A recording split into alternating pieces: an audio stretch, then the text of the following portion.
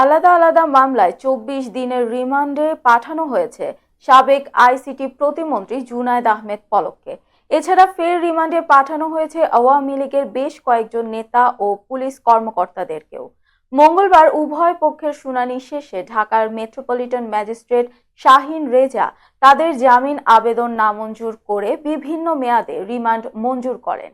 আদালত সূত্রে আরও জানা গেছে, যাত্রাবাড়ী থানায় করা ইমন গাজী নামে এক ব্যক্তি হত্যা মামলায় ৭ দিনের রিমান্ড দেয়া হয়েছে জুনায়েদ আহমেদ পলক, সাবেক সমাজ কল্যাণ মন্ত্রী ও ডাক্তার দীপু মনি, জাসদ সভাপতি ও সাবেক তথ্যমন্ত্রী হাসানুল হক ইনু ও বাংলাদেশের ওয়ার্কার্স পার্টির সভাপতি ও সাবেক মন্ত্রী রাশেদ খান মেননকে।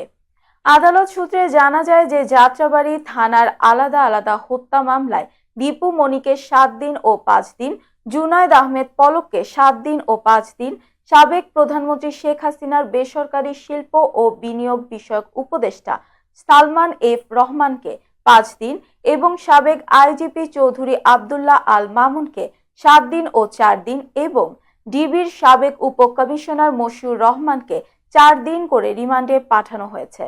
এছাড়া নিউ মার্কেট থানার বিস্ফোরক মামলায় জুনায়েদ আহমেদ পলকের আরও ৫ দিনের রিমান্ড মঞ্জুর করেছেন ঢাকার সিএমএম আদালত।